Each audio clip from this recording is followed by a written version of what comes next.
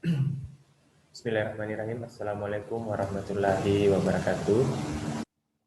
Pada hari ini saya akan membahas mengenai salah satu makalah dari semester 3 dalam mata kuliah Teori Organisasi, di mana ini masih dalam bahasan ataupun mata kuliah Teori Organisasi ya, masih dalam program studi Administrasi Publik Fakultas Ilmu Administrasi Universitas Padang.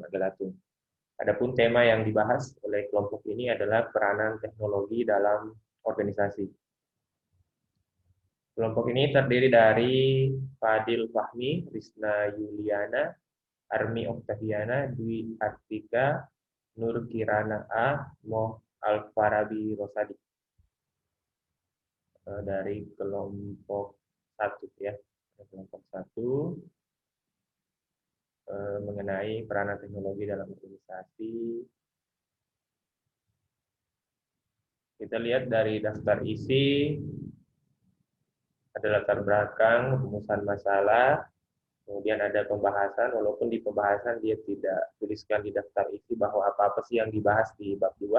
Sebaiknya juga diberi poin ya untuk pembahasannya, A, B, C, apa yang dibahas di poin A, apa yang dibahas di poin B, apa yang dibahas di poin C.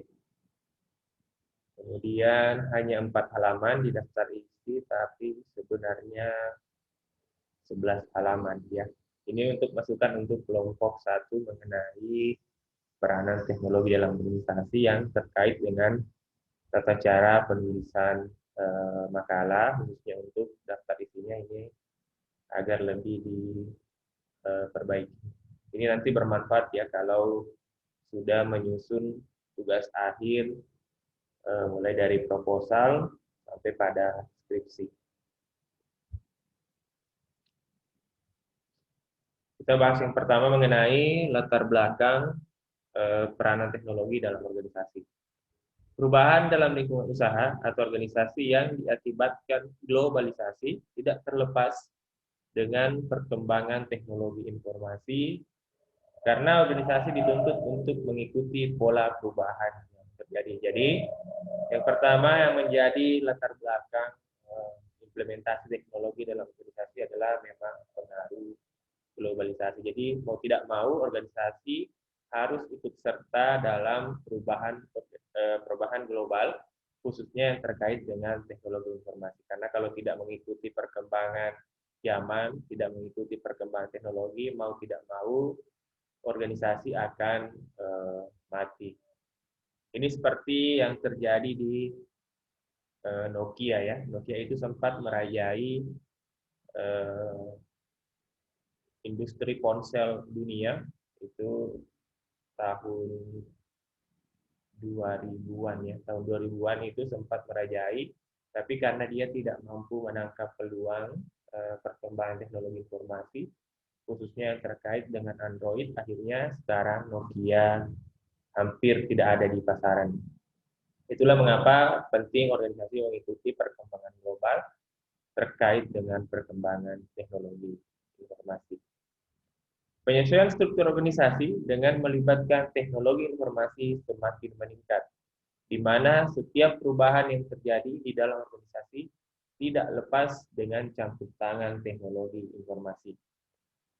Peranan teknologi yang sangat membantu telah menjadi prioritas sebagai alasan kuat dalam kebutuhan untuk melakukan kegiatan organisasi dengan mudah dan cepat, hingga mampu melahirkan keunggulan yang kompetitif di tengah persaingan yang ketat. Jadi mau tidak mau struktur organisasi harus juga mengarah kepada pelibatan teknologi informasi, karena campur tangan teknologi informasi ini memiliki peranan yang sangat besar. Jadi mau misalnya membuat laporan yang cepat, mau informasi sampai dengan cepat, mau memiliki keunggulan di antara pesaing-pesaing, itu maka mau tidak mau organisasi harus mengimplementasikan teknologi. Kemudian di sini juga dibahas mengenai sebagai mahasiswa perlu mengetahui dan mempelajari mengenai hal-hal yang berkaitan dengan organisasi. Salah satunya yaitu tentang teknologi informasi yang ada di dalam organisasi. Jadi itu alasannya menulis makalah ini, bahwa memang mahasiswa harus mengerti baik teknologi itu secara umum, penggunaan teknologi informasi secara umum, yang paling sederhana saja. Jangan sampai mahasiswa tahu, mengerti penggunaan handphone, penggunaan Android, ataupun penggunaan aplikasi-aplikasi di dalam ponsel cerdas, akan tetapi kemampuan mereka ini tidak diimplementasikan dalam perkuliahan. Jadi tidak ada lagi alasan untuk mahasiswa ataupun orang-orang yang lahir di tahun 90-an atau bahkan tahun 2000-an ke atas itu yang tidak mengerti teknologi. Jadi tidak ada alasan lagi untuk mengatakan bahwa kalau untuk urusan seperti itu saya gaptek, misalnya saya tidak mengerti dan sebagainya, itu tidak ada alasan, bahwa karena semua pekerjaan ke depannya, baik kita yang menciptakan pekerjaan ataupun kita yang dipekerjakan orang, pasti akan melibatkan teknologi informasi. Apalagi adik-adik yang mahasiswa saat ini mau tidak mau harus mengerti penggunaan teknologi informasi. Jadi tidak ada alasan bahwa saya gaptek, saya tidak mengerti dan sebagainya, karena Anda akan tergerus oleh perubahan global tadi yang disampaikan di awal. Jadi bukan hanya organisasi yang mau tidak mau harus merespon perubahan teknologi informasi, tapi mahasiswa dan manusia itu harus juga merespon perubahan teknologi informasi. Jadi itu yang dibahas di latar belakang oleh kelompok 1 mengenai peranan teknologi dalam informasi, teknologi dalam organisasi. Kemudian di bab pembahasan di sini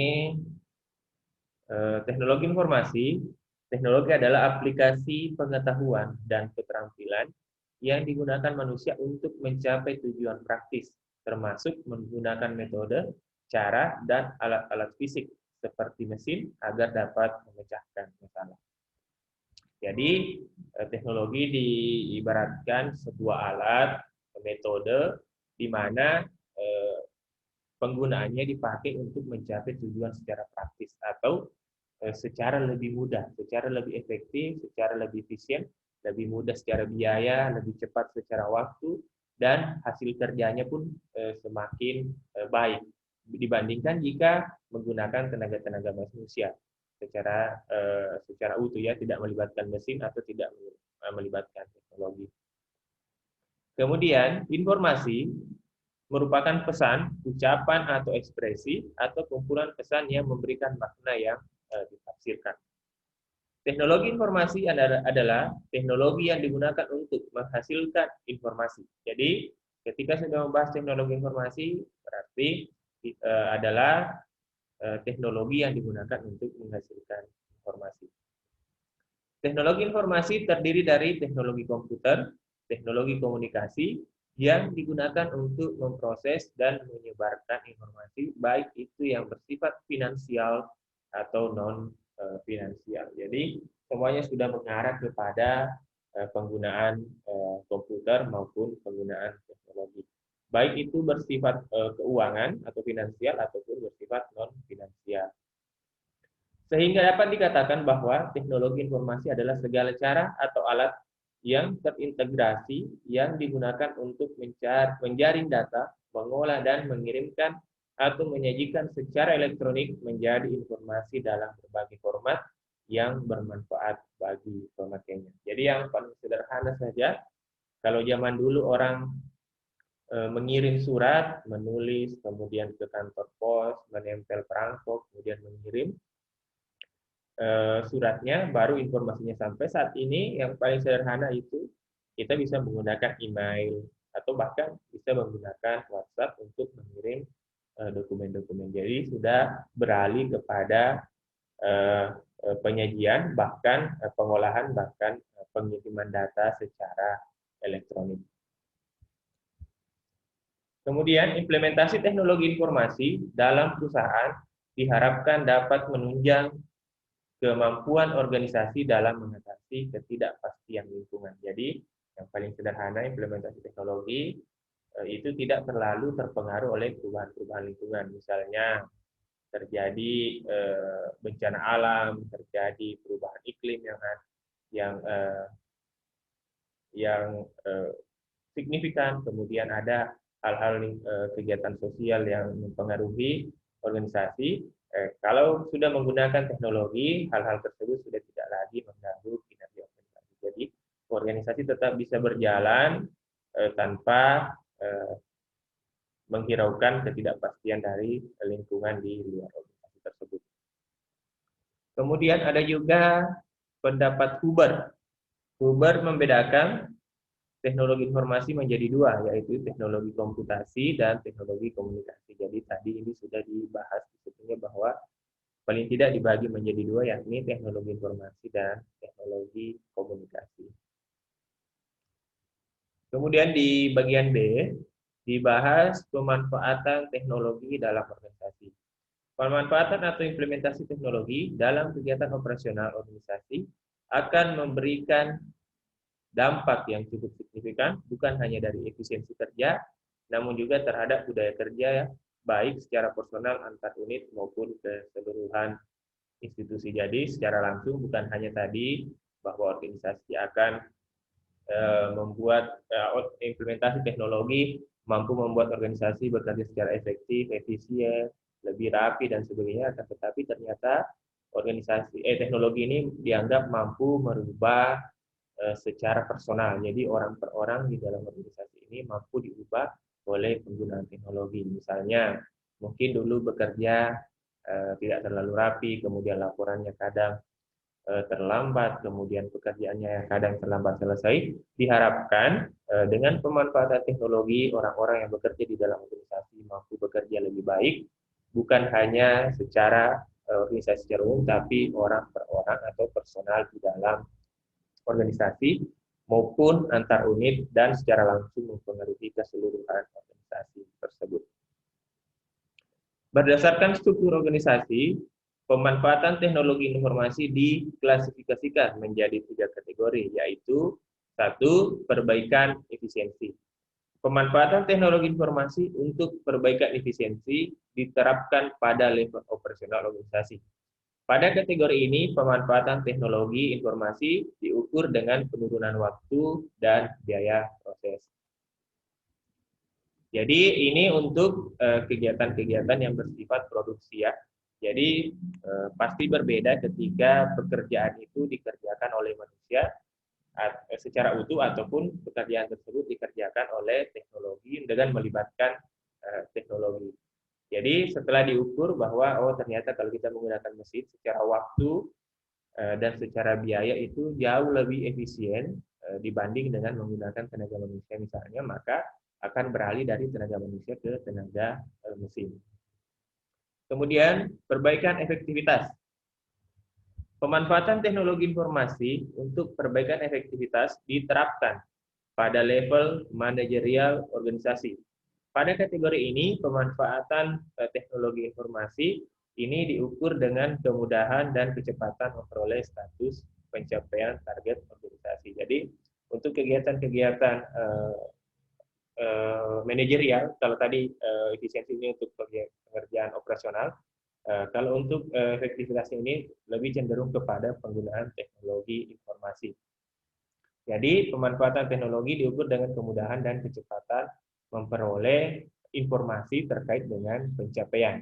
Jadi kalau dulu orang misalnya diberikan target kinerja per bulan sekian, misalnya kalau di organisasi bisnis target penjualan misalnya 50 juta per bulan, tapi laporannya mungkin 1 kali sebulan baru dilaporkan. Nah, terkait dengan pengimplementasian teknologi informasi, maka pelaporan ini bisa dilakukan tiap hari.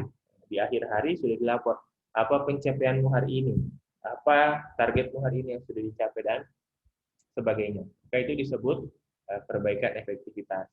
Kemudian yang ketiga, strategic improvement. Pemanfaatan teknologi informasi untuk strategic improvement, perbaikan daya saing, diterapkan pada level eksekutif organisasi.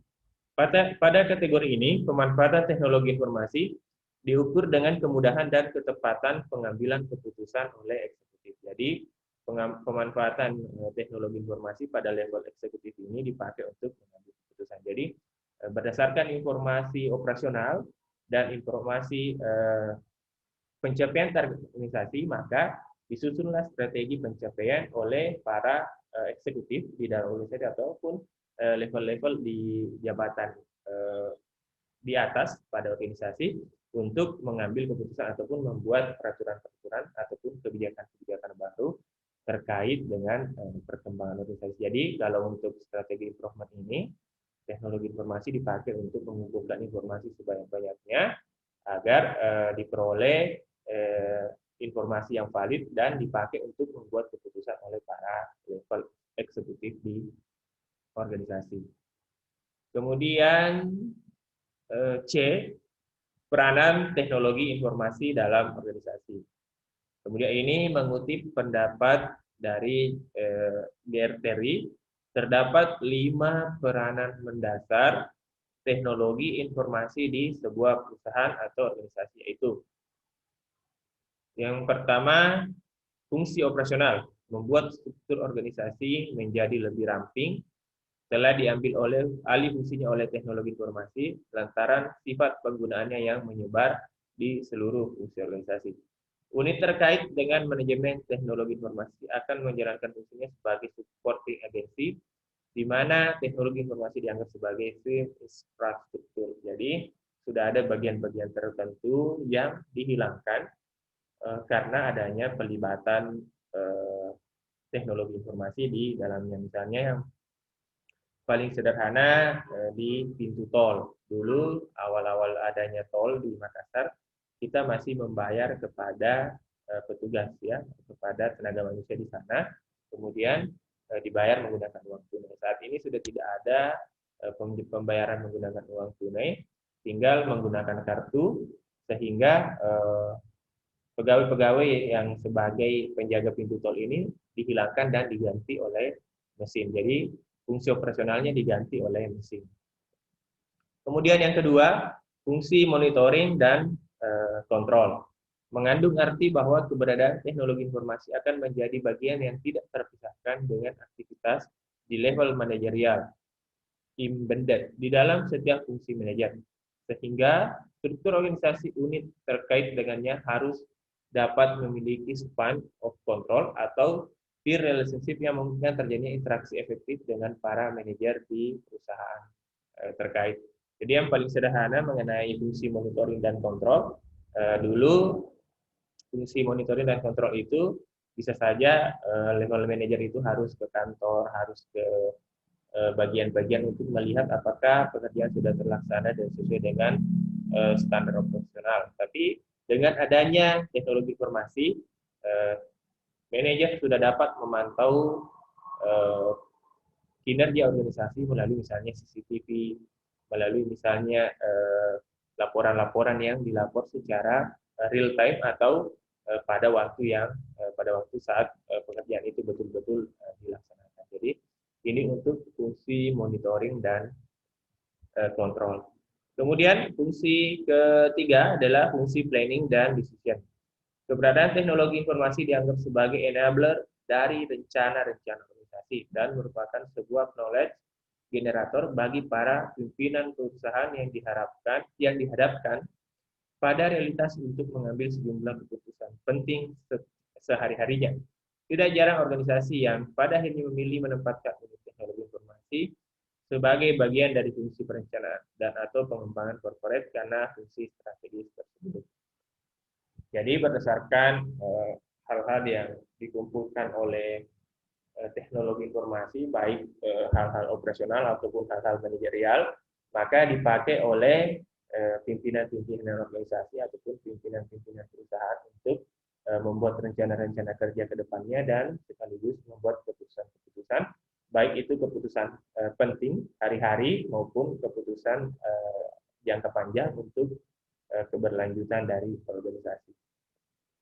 Yang keempat adalah fungsi communication. Secara prinsip termasuk ke dalam peer infrastruktur dalam era organisasi modern, di mana teknologi informasi ditempatkan posisinya sebagai sarana atau media individu perusahaan dalam berkomunikasi, berkolaborasi, berkooperasi, dan berinteraksi. Jadi ini yang paling sederhana fungsinya, paling tidak untuk berkomunikasi baik individu maupun berkomunikasi antara organisasi dengan pihak di luar ataupun perusahaan dengan masyarakat atau pelanggannya. Kemudian berkolaborasi dan berkooperasi dengan misalnya perusahaan-perusahaan lain ataupun organisasi-organisasi lain yang berkaitan dengan kerjasama dari organisasi tersebut. Kemudian fungsi interorganisasional merupakan sebuah peranan yang cukup unik karena dipicu oleh semangat globalisasi yang memaksa perusahaan untuk melakukan kolaborasi atau menjalin kemitraan dengan sejumlah perusahaan lainnya. Jadi selain untuk tadi berkomunikasi, berkolaborasi di dalam organisasi itu sendiri, memang juga perlu ada kemitraan dengan perusahaan-perusahaan lain karena organisasi ini seperti manusia yang tidak bisa hidup sendiri-sendiri karena pasti ada kebutuhan-kebutuhan lain yang harus disiapkan oleh orang lain. Begitu pula dengan organisasi yang tidak mungkin bisa memenuhi kebutuhan organisasinya sendiri. Misalnya kalau dia di industri, pasti minimal bahan baku harus berasal dari perusahaan-perusahaan lain atau dari mitra-mitra di luar perusahaan. Kemudian organisasi modern adalah organisasi yang sangat kompleks karena menyangkut hubungan yang kompleks dalam pencapaian tujuan organisasi yang berdimensi ganda. Hubungan tersebut meliputi hubungan antar manusia dengan manusia, manusia dengan organisasi, mesin dengan organisasi, mesin dengan mesin, dan organisasi dengan organisasi. Dari segi manajemen ada 3 fungsi komputer. Yang pertama sebagai ingatan, menyimpan data dan sebagainya, sebagai proses karena dia bekerja mengerjakan apa-apa yang diperintahkan oleh manusia atau oleh operatornya.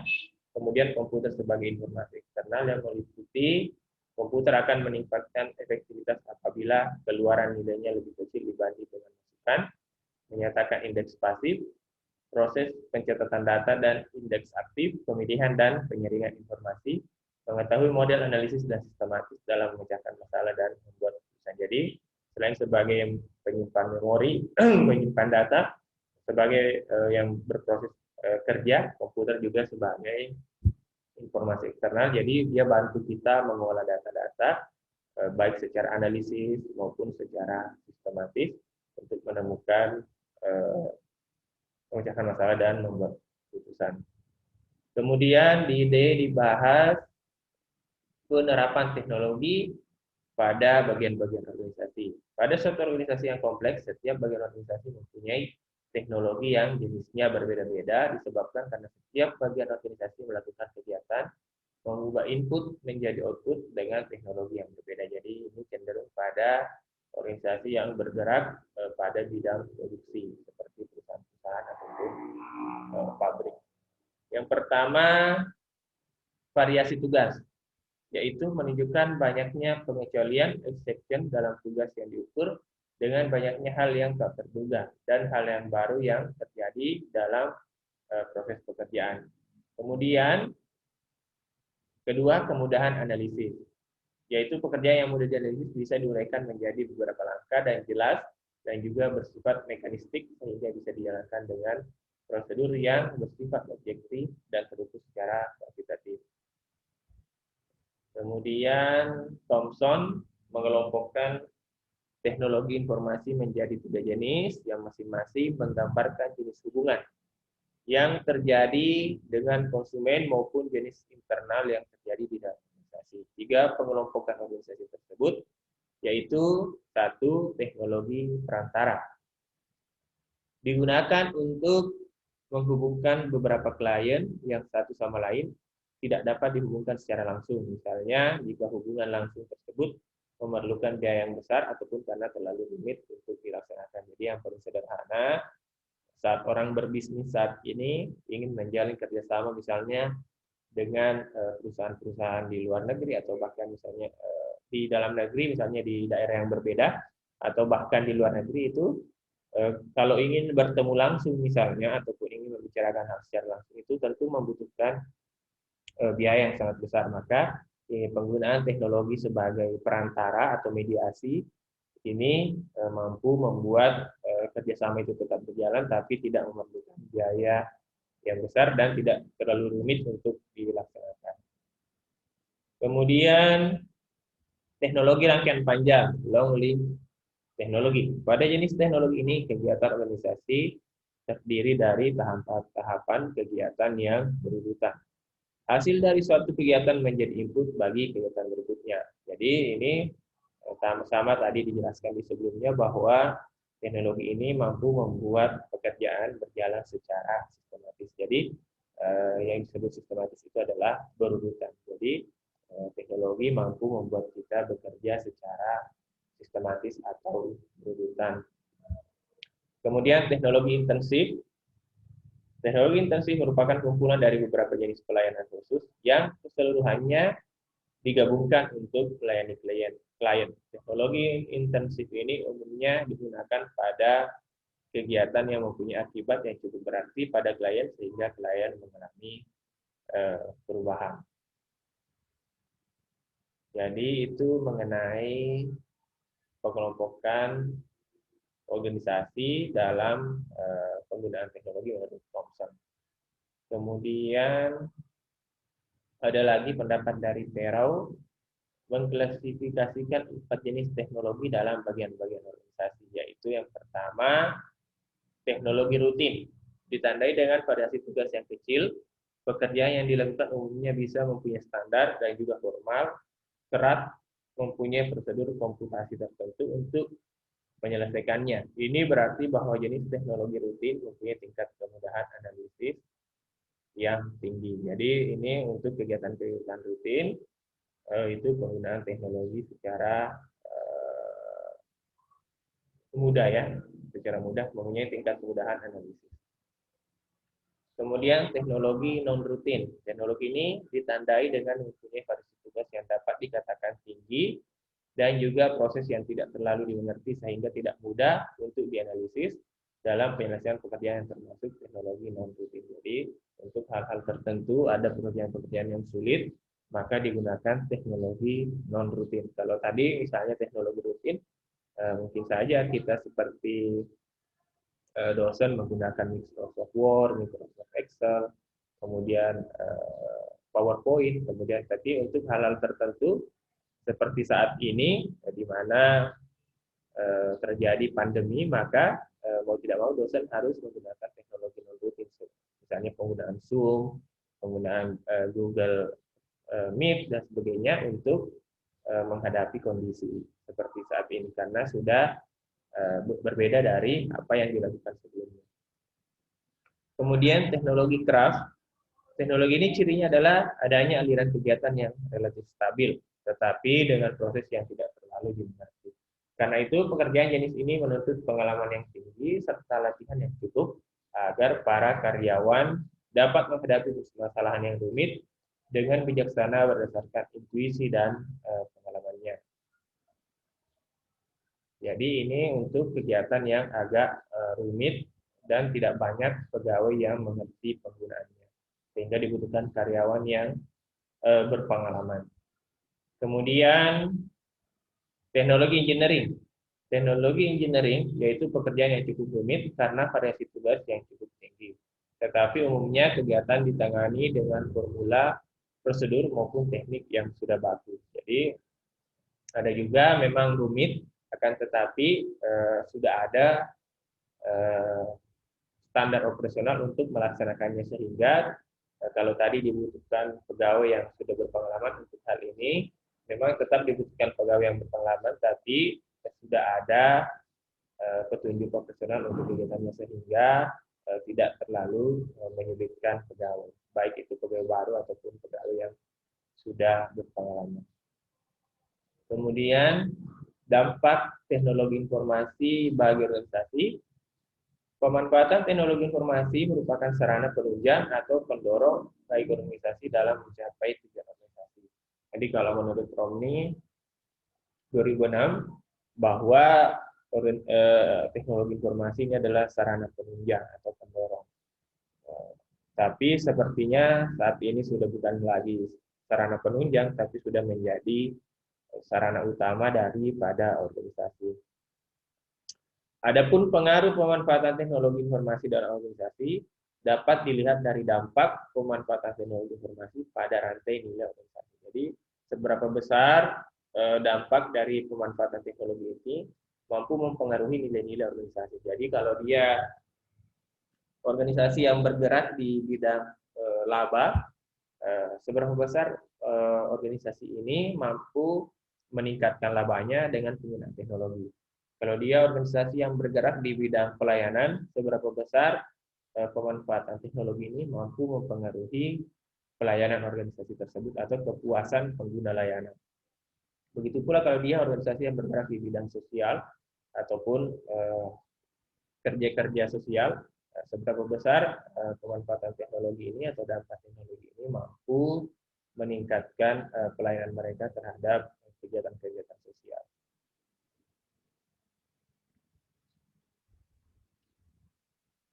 Nah, di bab terakhir, di bab 3 ada kesimpulan. Organisasi merupakan sistem yang terbuka sehingga arus perkembangan tersebut akan secara bebas masuk ke dalam suatu organisasi. Jadi mau tidak mau organisasi saat ini harus bersifat terbuka, karena sifatnya yang terbuka itu mau tidak mau mereka harus terlibat dalam globalisasi, di mana salah satu tuntutannya adalah bagaimana teknologi informasi sangat mempengaruhi kinerja organisasi. Jadi saya rasa cukup untuk makalah dari kelompok 1 terkait dengan peranan teknologi di dalam organisasi. Jadi terima kasih untuk Fadil Fahmi, Rizna Yuliana, Armi Oktaviana, Dwi Artika, Nur Kirana, dan Moh Al-Farabi Rosadi. Sekian dan terima kasih. Assalamualaikum warahmatullahi wabarakatuh.